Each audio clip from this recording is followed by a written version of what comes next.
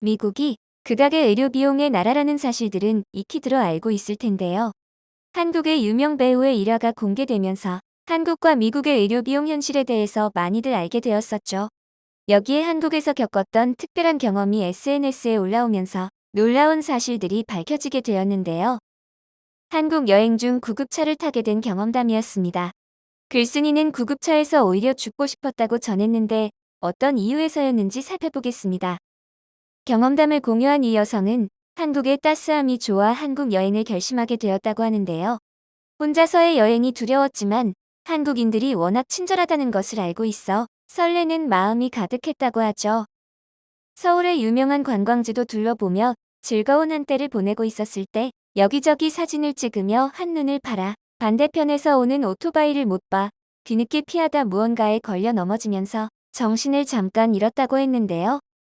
근처에 있던 사람이 달려와 도와주려고 애쓰는 모습을 봤는데 자신이 외국인이고 혼자이고 다리에서는 피가 나고 있다 보니 이런 자기보다 더 당황한 모습이 생생하게 기억이 남았다고 합니다. 그러나 곧 자기는 괜찮다고 소리를 쳤으나 우리는 의사소통이 전혀 되지 않음을 깨달았고 이미 구급차가 와 있는 상황이 되어버려 정말 너무 황당했다고 전했습니다. 이미 와버린 구급차에 오르는 동안 다리가 아팠지만 나는 괜찮다고 돈이 없다고 이야기를 전했으나 결국 구급차를 타게 되었고 구급대원은 걱정하지 말아라 괜찮다 이야기해 주었죠. 순간 눈물이 핑 돌았지만 이 여성은 속으로 나는 이제 끝이구나. 여행 왔다가 구급차에 응급실이라니 나는 망했구나. 차라리 죽었어야 했나라는 생각까지 하게 되었다고 하는데요. 여기저기 두루두루 살피며 여행을 즐길 생각에 돈을 아끼려 저렴한 호텔을 찾고 밥도 아껴 먹었는데 뭔 일인가 싶어 망연자실할 때쯤 근처 병원 응급실에 내려주며 구급대원은 행운을 빌어주고 떠나버려 1차로 황당한 생각이 들었다고 합니다. 구급차 비용은 얼마가 나왔나 궁금한 상태로 진료를 받았는데 다행히 피는 많이 났지만 가벼운 타박상이어서 치료를 받고 응급실을 빠져나올 수 있었는데 여긴 한국이구나 죽지 않길 잘했다는 생각이 들었다고 하죠. 병원 관계자는 대학병원 응급실이 아니다 보니 응급관리료가 비싸 조금 더 비용이 청구되었다는 친절한 설명을 해주었는데 왜 얼마가 더 청구되었는데?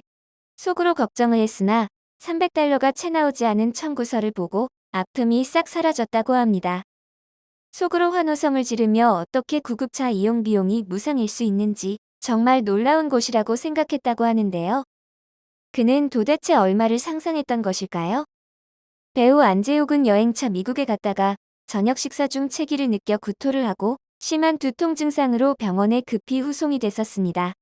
쓰러지고 병원에 가서 수술을 하기까지 5시간이 채 걸리지 않았고 경황이 없었다며 수술 후 한 달 동안 병원에 있었는데 병원비가 45만 달러, 한국 돈으로 4억 5천 정도 나왔다고 인터뷰한 적이 있었는데요. 지주막하 출혈 진단을 받고 5시간에 걸친 대수술 후 한 달가량 입원을 했었던 비용이라고 합니다. 화제가 되었을 당시 의료 관계자에 따르면 한국에서는 건강보험 적용 시 입원비를 포함해 본인 부담금 500만 원 정도 청구된다고 했었죠. 이 유명인의 일화를 통해서 한국과 미국의 의료비 차이를 실감했던 분들이 많았던 것으로 알고 있습니다. 한국 여행 중 다쳤던 그 여성도 100배가량의 금액 차이를 상상했던 것이었을까요? 실제로 미국에서는 병원 진료비 외에도 응급 상황에서 이용할 수 있는 구급차의 비용도 만만치 않다고 하는데요. 미국의 구급차 기본 비용은 약 120만 원에서 180만 원 정도라고 하죠. 이러한 높은 비용 때문에 아파도 응급차를 부를 수 없다고 합니다. 구급차의 기본 요금에 거리당 요금, 청소 비용, 구급차 내에서 사용되는 기타 장비 비용까지 따로 책정되는 구조인데요. 또한 자신이 가입한 보험에 따라 혜택을 받을 수 있는 병원을 정할 수 있습니다. 가장 가까운 병원으로 이동하는 한국과는 다른 부분입니다. 미국 신용정보 사이트 크레딧닷컴은 미국 뉴욕주에서 3.2km 거리를 구급차를 타고 간 남성이 한화로 약 302만 원을 지불했었다고 밝혔습니다.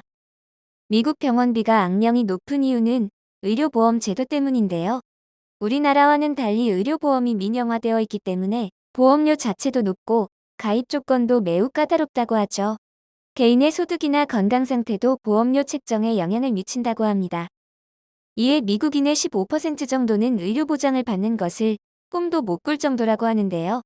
하버드의 연구 결과에 따르면 미국 파산 인구의 60%가 병원비 때문이며 이 중 75%가 보험을 가지고 있었다고 하는데요. 보험이 있어도 의료비 고통은 벗어날 수 없는 구조인 걸로 보입니다. 또한 연애 4만 5천 명 정도가 병원비가 없어서 사망한다고 하는데 제대로 된 치료 한 번 받지 못하고 생을 마감해야 한다는 사실이 너무나도 안타깝죠.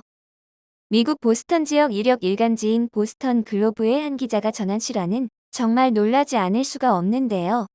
출근길 한 여성이 열차 플랫폼 사이에 다리가 끼어 허벅지에 뼈가 드러난 광경을 목격했다고 전했습니다. 하지만 이 여성은 구급차를 부르면 $3,000가 든다며 감당할 수 없으니 제발 구급차를 부르지 말라고 눈물로 호소했다고 하죠. 당장 아파 죽겠는데 구급차의 이용 비용을 걱정해 눈물을 흘릴 수밖에 없었던 여성의 상황이 안타까웠습니다. 의료에 있어서는 미국 내 생활에서 현실적으로 위급 상황을 대처하기 어려운 시스템이었습니다. 구급차 이용의 다른 나라의 사정은 어떤지 대해 조금 더 살펴보면 가까운 일본은 현재 구급차의 유료화를 고민하고 있다고 하는데요. 일본에서는 구급차를 이용해도 비용을 따로 지불하지 않는다고 하죠. 그러나 안타깝게 무료인 부분을 악용하여 택시비를 아끼려고 구급차를 부르거나 위급 상황이 아님에도 불구하고 부르는 등 남용하는 이들이 점점 많아지고 있다고 합니다. 일본 소방청에 의하면 일본의 연간 구급차 출동은 600만 건 이상에 달하며 반 이상이 응급 상황이 아닌 것으로 집계됐다고 하는데요. 이 때문에 진짜 위급 상황 시 대처에 어려움을 겪고 있어 유료화하려고 하는 움직임이 있는데 의사들의 90%가 찬성 의견을 밝히고 있습니다. 정말 심각한 문제가 아닐 수 없네요. 우리나라의 119 구급차 이동은 무료이지만 119 사설 구급차는 비용이 발생하고 있죠. 119 구급차로 병원까지 이동하는 것은 무료이지만 만약 도착 후 다른 병원으로 이동 시에는 사설 구급차를 이용해야 해서 비용이 청구되는 것인데요. 비영리 구급차의 경우 기본 요금은 10km 이내 2만 원, 초과 시 1km당 800원의 금액이 발생하게 되는데 만약 의료진이 탑승한 경우 1만 원의 추가 요금이 발생합니다. 구급차 이용 비용이 높은 미국과 비교해보면 매우 저렴한 수준이라는 것을 알 수 있죠. 죽고 싶을 만큼 비용이 걱정되었던 외국 여성의 심정이 이해가 가는 부분입니다. 이 여성과 반대의 경험을 하게 된 한국인들의 경험담도 커뮤니티를 통해 공유가 되기도 했는데요. 배우 안재욱처럼 비싼 비용에 한국의 의료체계에 감사를 하게 된다고 하죠. 개인 블로그에 공개되었던 사연이었는데요. 한국에서 인턴 비자로 와서 일을 하다가 학생 비자로 전환해 학생으로 지내고 있던 친구의 이야기였습니다. 갑자기 어지러움증을 호소해서 함께 병원에 가게 되었고 혈압이 높아 큰 병원을 권유받게 되었다고 하죠. 큰 병원 응급실로 옮겨 뇌졸중이 우려되어 입원을 하게 되었고 입원해 있는 일주일 동안 각종 검사를 받았다고 하는데요. 일주일 후 퇴원시 받아본 청구서에는 최종 병원 비용이 $100,000가 넘게 찍혀 있었고 한화로 1억이 넘는 큰 돈을 망연자실을 할 수밖에 없다고 합니다. 병원 사회복지사를 통해 메디케이드를 신청할 수 있었고 학생 신분으로 공부 중에 있었기 때문에 통장에 정기적 소득 기록이 없었던 탓에 자격 요건이 해당되어 약 $9,000 한화로 1,000만 원가량을 내게 되었다고 하는데요. 최저 연소득 기준에 부합되지 않았으면 1억 원 이상의 비용을 부담해야 했을 것이라며 생각만 해도 아찔한 순간이었다고 한국의 의료제도의 대단함을 느꼈다며 일화를 끝마쳤는데요. 사실 일주일 입원에 1,000만 원도 매우 큰 돈이라고 생각이 들었습니다. 미국에 거주하고 있는 한국인들 중 큰 수술을 해야 할 경우 한국으로 급히 돌아오는 경우들도 많다고 하죠. 미국에서의 생활은 첫 번째로 건강에 더욱 신경을 써야 할 것 같습니다. 그러나 미국의 의료 시스템은 비싼 의료비만이 문제는 아니었던 것 같은데요.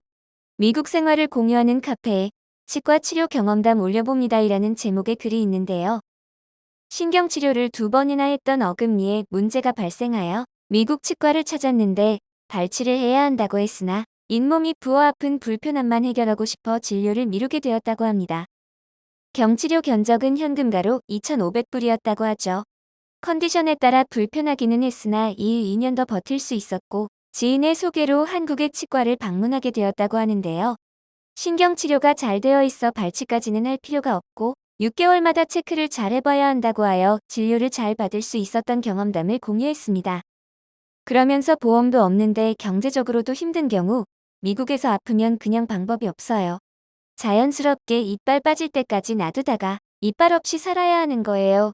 미국의 여러 병원을 가봤지만 질적인 면에서 저는 매번 충격만 받고 나옵니다. 라며 글을 끝마쳤는데요.